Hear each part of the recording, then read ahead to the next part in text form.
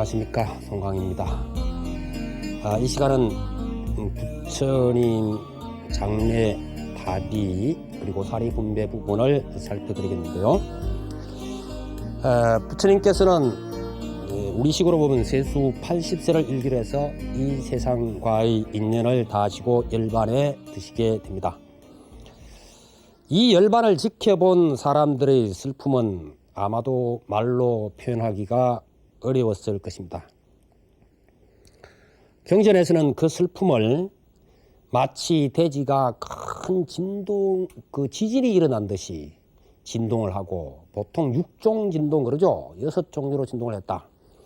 그 다음에 모골이 송연해지고 사람들 머리가 쭈삐쭈삐 서고 막 그렇다는 겁니다. 그 다음에 하늘에 법고가 울렸다 그러는데, 이거는 막 하늘에 천둥 소리가 계속 막 우르릉쾅쾅 울리는 것과 같은 그러한 현상입니다. 그것처럼 아마 천지가 무너지는 듯한 그러한 슬픔이었다, 그렇게 볼 수가 있겠죠.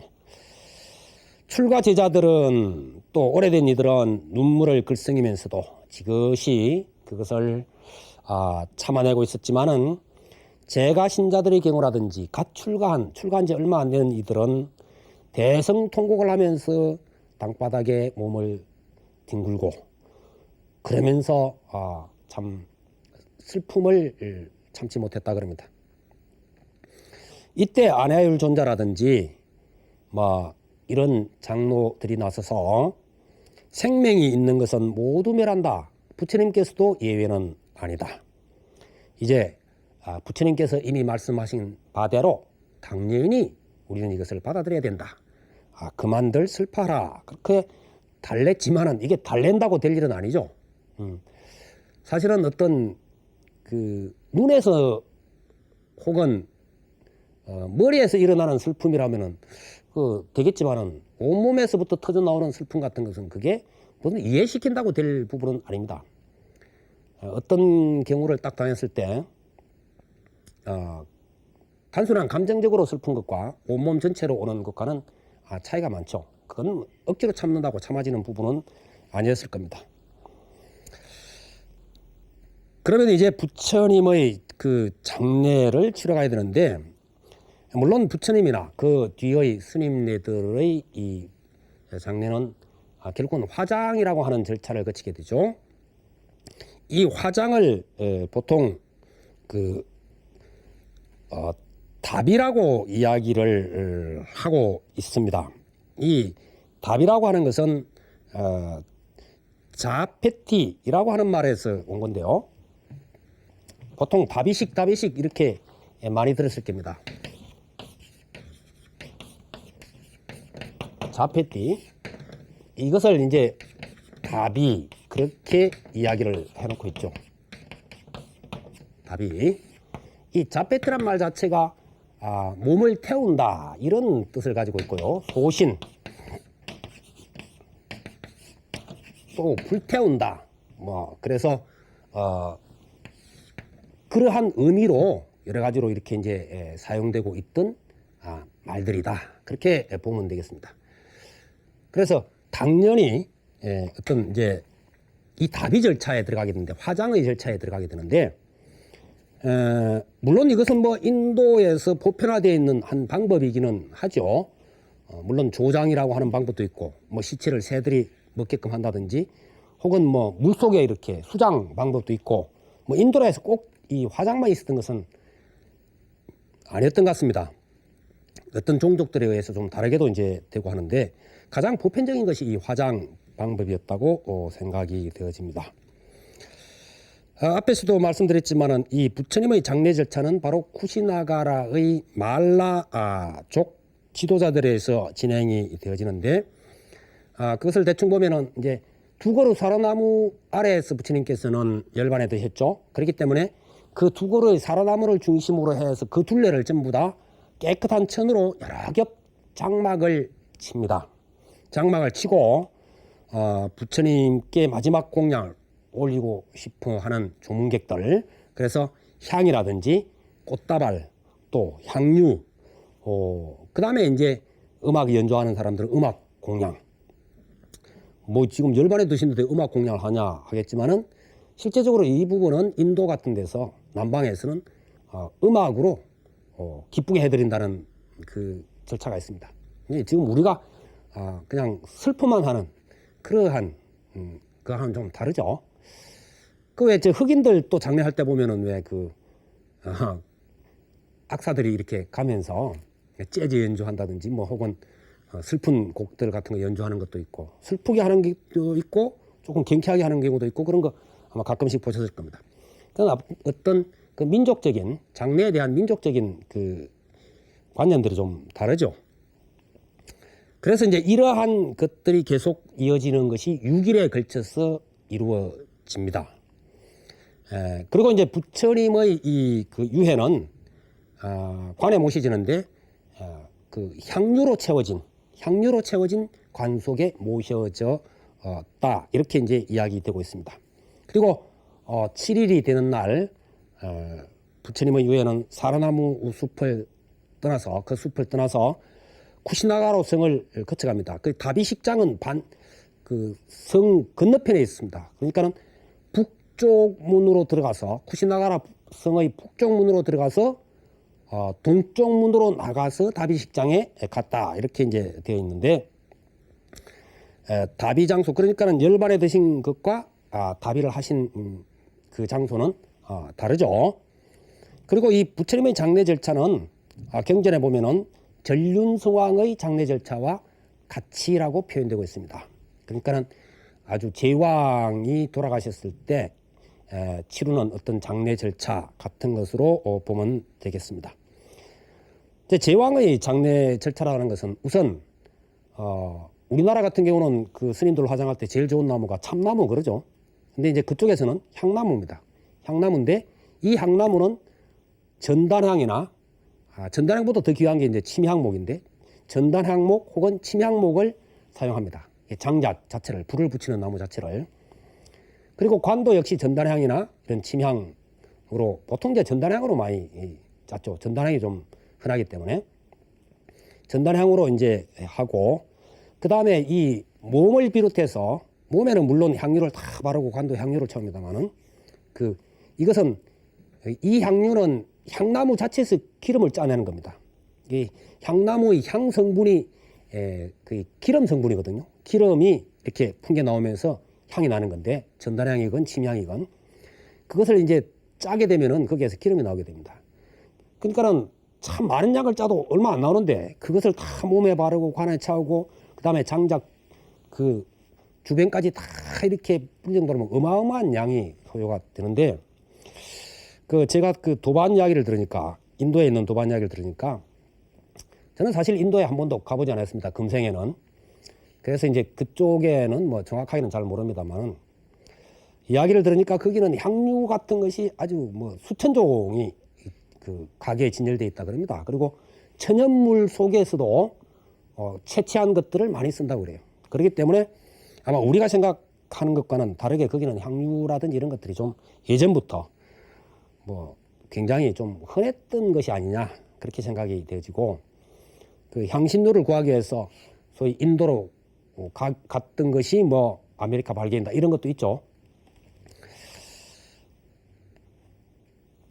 그래서 이제 이와 같이 되는데 그 향유를 다 뿌리고 나면 그 위에는 물론 꽃으로 장엄이 되어지죠. 꽃으로 다 장엄되어져서 이제 그 불을 지피게 되는데 7일 동안의 기간 내에 멀리 있던 장로급 스님들이 대부분 다 모이게 되고 그리고 마하가섭 존자가 도착함으로 해서 이제 다비식에 들어가게 됩니다. 사실 마하가섭 존자는 상당히 멀리 떨어져 있었던 것으로 생각이 되어집니다. 그래서 늦게 좀 도착하게 되는데 다비 직전에 도착하게 됩니다. 어떤 경전을 보면은 가섭 존자 기다리다 안 오니까 불을 지폈는데 전부 다 불이 붙지를 않고 가섭 존자 올 때까지 절대로 불이 안 붙었다. 그렇게 이제 기록이 되어 있는 것도 있습니다. 그래서 가섭 존자가 오고 난 뒤에 비로소 불이 붙었다. 뭐 이렇게 이제 됩니다만은 이것도 불이 붙었다가 아니고 부처님께서 화강산매에 들어서 스스로 어떤 다비가 이루어진 것으로 기록이 된 경우도 많습니다. 마하가섭 존자는 먼 길을 이렇게 그 쿠시나가라 오면서 여러 스님들과 합류하고 그랬겠죠. 그런데 여기서 충격적인 얘기를 듣게 됩니다. 그것은 아마 수바다라고 하는 꽤 나이가 많이 든 그 비구 스님이 부처님이 열반에 드셨다고 전부 다 제자들이 슬퍼하면서 참 슬픈 표정으로 이렇게 쿠시나가를 향하는데 이 수바다 비구만은 기뻐하면서 이렇게 이야기를 했던 것이죠. 우리들의 스승 붓다 대사문이 사라졌다. 이제는 우리를 성가시기에 속박할 사람이 존재하지 않는다. 다들 울음을 그치고 오늘부터는 자기 마음대로 수행하며 하기 싫은 일은 하지 않고 자유롭게 행동해도 된다. 아마 예전이나 지금이나 이런 사람들은 항상 있나 봅니다. 이 이야기를 들은 마하가섭 존자는 상당히 그 심기가 불편하면서 야, 이거 큰일 났구나. 이래서는 안 되겠구나. 이렇게 생각했다 그러죠. 그 때문에 부처님 그 다비식을 다 치르고 난 뒤에 서둘러서 제1차 결집을 라자그리아에서 하시게 됐다. 그런 이야기가 이제 있습니다. 그 경전에는 마하가섭 존자께서 부처님의 그 유해를 모신 관을 돌면서 예를 올리자 관 안에서부터 부처님 두 발이 쑥 밖에 나왔다 그러죠. 이걸 이제 곽치쌍부 그러는데 삼처전신 가운데 하나로 들고 있는 얘기입니다만은 이 경전에도 이제 북방경전에 이런 기록들이 많이 보이고 있죠. 그리고 사람들이 다비를 하기 위해서 이제 그 향목에 불을 붙였지만은 수차례 불을 붙였지만 불이 전부 다 꺼져버리고 그 부처님 유해를 모신 관이 저절로 허공에 떠올라서 그때부터 화강산매사에서 이 불빛에 쌓여가지고 허공 중에서 다비가 이루어졌다. 그렇게 이제 표현이 되고 있습니다. 그러면 이 허공 중에서 다비가 이루어졌다거나 장작불에 의해서 뭐 향목이든 뭐든 다비가 이루어지지 않았다고 하는 것은 무엇인가 하면은 부처님의 그 가르침, 그걸 이제 우리가 법이라 그러죠.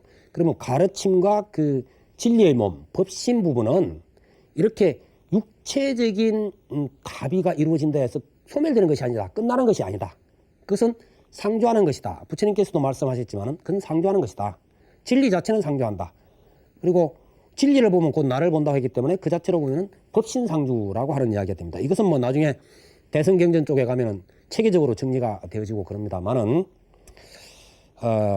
바로 그런 것을 상징적으로 보여주고 있다. 그렇게 이야기를 할 수가 있을 겁니다. 그 다음에 이제 부처님께서 열반에 드시고 다비식이 거행될 때 부처님과 그 각별한 인연이 있었던 각 나라의 국왕이라든지 혹은 종교 혹은 대부호들 뭐 이런 이들이 부처님의 사리를 모시고 가서 풀탑을 건립해야 되겠다 이렇게 생각을 하고는 사리를 전부 다 가져가려 그러죠. 그리고 이제 쿠시나가라의 말라족은 우리가 다비를 했는데 내줄 수 없다 이러고는 이래서 아마 이게 이제 전쟁이 일어나기 직전까지 갔던 것 같습니다. 아주 심각하게 갑니다. 무슨 소리냐? 마가다의 아자타사투 왕은 부처님께서 나하고 가장 인연이 있고 내가 제일 큰 나라 아이가? 그러면 내가 불탑을 세우면 훨씬 더 잘 세우지. 뭐 이런 아마 입장이었던 것 같습니다. 그래서 막 군사가 동원되고 뭐 이런 군대가 동원되고 이런 지경까지 가게 되는데 이때 드로나라고 하는 그 지혜로운 바라문 출신의 부처님 그 신자가 있었는데 이 드로나가 중재에 나서게 됩니다. 상당히 지혜로웠던 모양입니다. 그래서 중재에 나서서 그것을 똑같이 공평하게 분배할 수 있도록 하게 됩니다. 그래서 이제 8등분이 되게 되는데 그것이 이제 첫째가 마가다국의 아자타사투 왕, 그 다음에 바이샬리의 리차비족, 바로 직전에 들리셔서 머무셨던 우기를 보내셨던 곳이죠. 바이샬레의 리차비족. 그 다음에 부처님과 같은 종족 카필라바스투의 그 샤카족.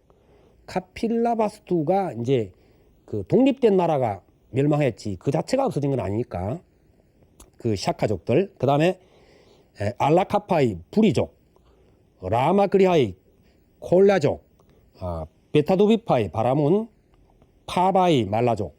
파바는 바로 춘다가 있던 곳이죠. 그쪽의 말라족. 그 다음에 마지막으로 부처님의 다비시를 봉행했던 쿠시나가라의 말라족. 이렇게 해서 8등분이 되어집니다. 그리고 중재를 했던 이 드루나는 사리를 일단 모셨던 그 병을 이제 가져가게 되고, 뒤늦게 서둘러 왔지만은 늦게 도착해 분배가 끝난 후에 도착했던 피팔라바나의 그 모랴족은 남은 재, 다비하고 남은 재를 가져가서 탑을 세웠다 그럽니다.